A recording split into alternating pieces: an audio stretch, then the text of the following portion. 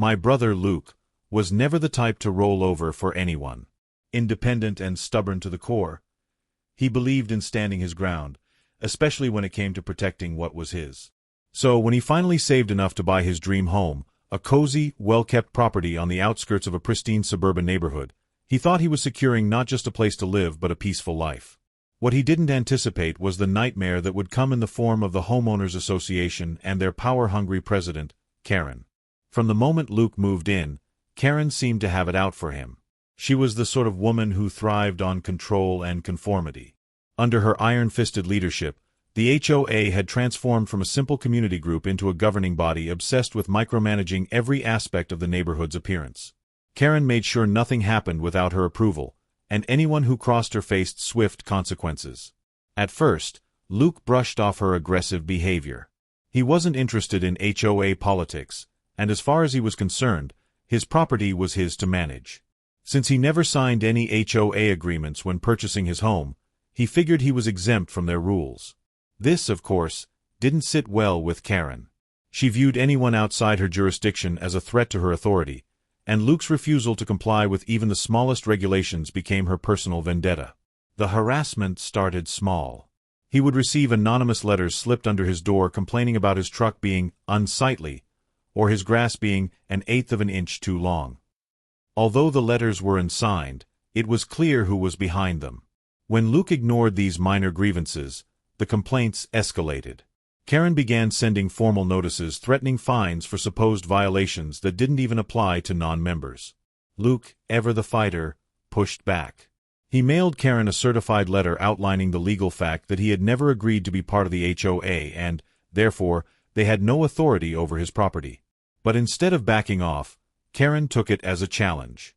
Her most audacious move came when the HOA announced an ambitious community beautification project. At first glance, it seemed harmless, a plan to expand the neighborhood park with new walking paths, gardens, and a small playground. But when Luke received a notice saying that part of this project required encroaching onto his backyard, he knew things had escalated beyond passive-aggressive letters. Karen and the HOA claimed that expanding the park would benefit the whole community, and Luke's backyard was apparently in the way. Naturally, he refused to allow it. His backyard was his private property, and the idea of losing any part of it to satisfy Karen's hunger for control was unacceptable. Luke sought legal advice, and his lawyer confirmed what he already knew. Without his consent, the HOA couldn't touch his land. He sent another cease and desist letter, warning the HOA that any attempt to interfere with his property would result in legal action. Karen, however, wasn't one to take no for an answer. She rallied the HOA board and pushed through a proposal to seize Luke's land under the guise of community improvement. While the legal grounds were shaky at best, she didn't care. She wanted Luke out of her way.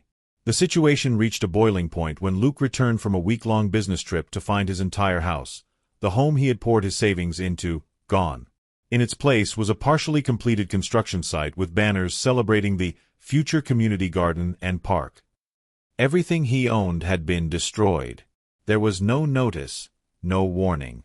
Karen, in her usual smug way, handed Luke a legal document claiming that the HOA had exercised eminent domain rights over his property. The document was riddled with inaccuracies, and the HOA had absolutely no legitimate legal authority to do what they did. But Karen, drunk on power, didn't care about the legal consequences. She wanted to make an example of Luke. Luke was beyond furious. His belongings, his memories, his sanctuary, all of it had been reduced to rubble because of a personal vendetta.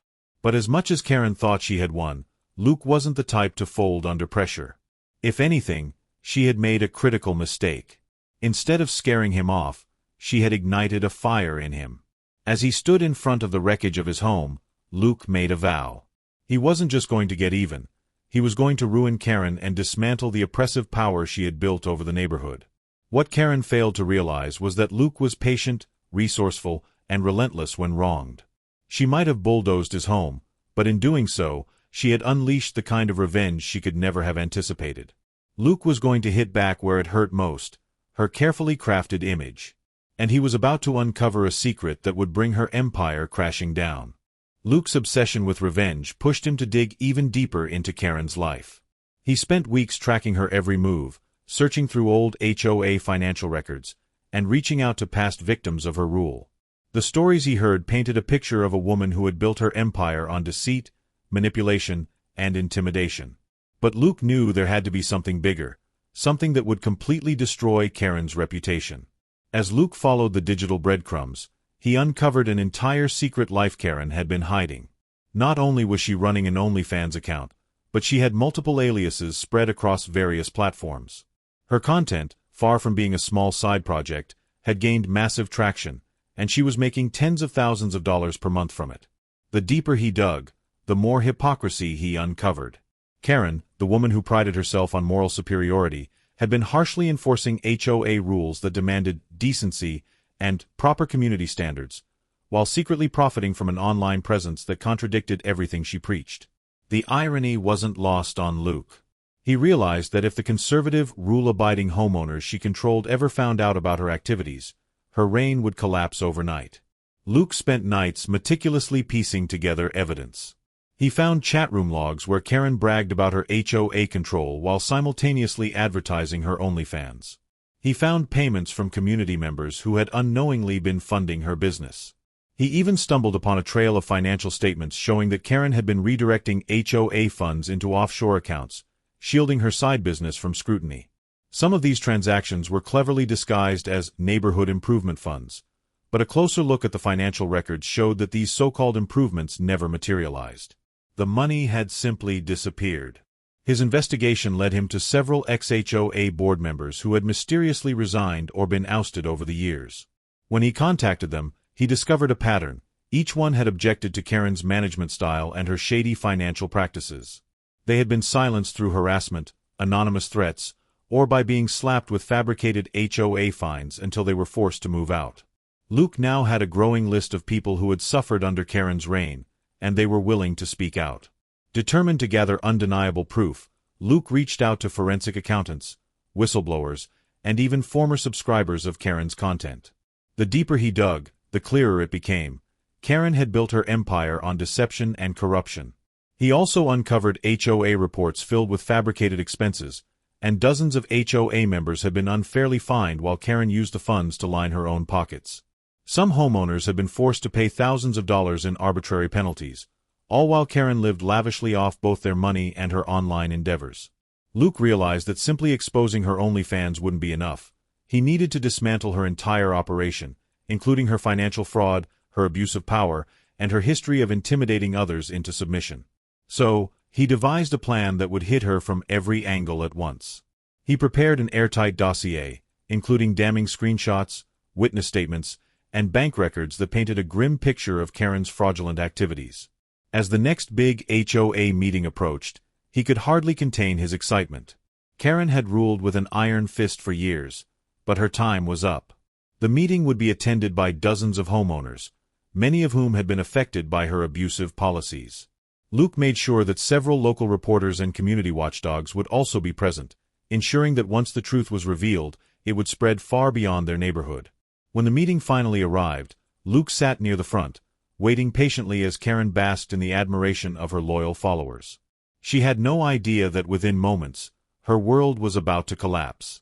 As the meeting proceeded, Luke raised his hand and, in a calm yet authoritative voice, asked if he could present new information regarding HOA financial matters.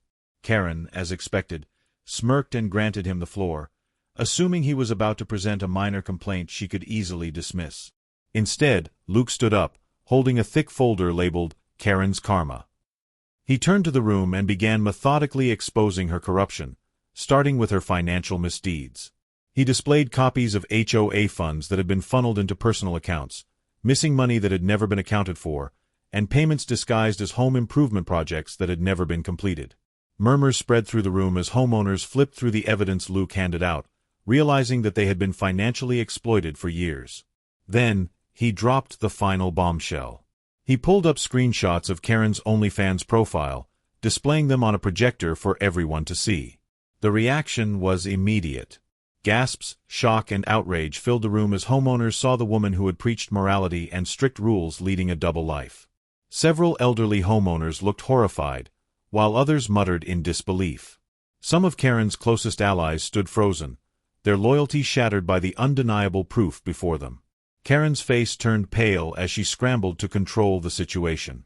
She stammered, trying to discredit Luke, claiming that the images were doctored, that the bank records were fake, that it was all a smear campaign. But Luke wasn't finished. He introduced 2 former HOA board members who had been forced out by Karen's corruption. They testified about how Karen had bullied them, fabricated violations against them, and used the HOA as her personal piggy bank. By the time Luke was done, the meeting had descended into chaos. Homeowners demanded answers, shouting accusations at Karen. Several people called for an emergency vote to remove her from her position immediately. One of the reporters in attendance recorded the entire ordeal, ensuring that the story would spread beyond just their community. Karen, realizing she had no way out, attempted to storm out of the meeting, but homeowners blocked her path, demanding she answer for her actions. In the end, Karen's downfall was swift. She was not only removed from her position but was also reported for financial fraud. The HOA's legal team had no choice but to open an internal investigation, and soon, law enforcement was involved. As the weeks passed, more details of her misdeeds came to light: her embezzlement, her secret OnlyFans fortune, her abuse of power. Homeowners who had been wrongly fined began seeking legal action to recover their money. As for Luke, he had achieved exactly what he set out to do. Karen had bulldozed his home without a second thought, assuming she was untouchable. But now, she was the one who had lost everything: her power, her reputation, and any shred of credibility she had left. She was forced to sell her lavish home and leave the neighborhood in disgrace, her empire reduced to nothing but a scandalous memory. As Luke walked past what was once his home, now reclaimed as an actual community park, he felt a sense of peace. He had been wronged, but he had fought back, and he had won. The HOA, under new leadership, reformed its policies to prevent such abuses from ever happening again. And as for Karen, she had disappeared into obscurity, unable to escape the digital footprint of her downfall. With Karen gone, the neighborhood began to heal.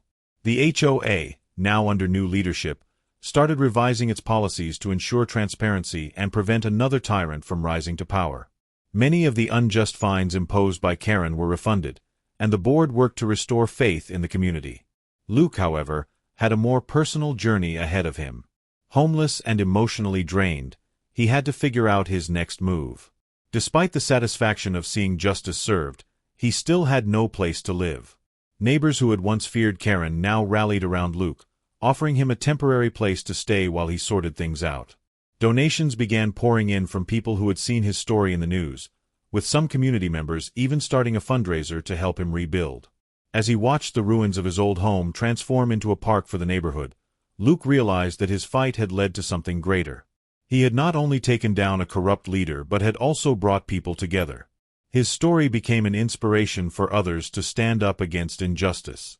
Luke had won, but now it was time to rebuild, to move forward, and to find a new place to call home.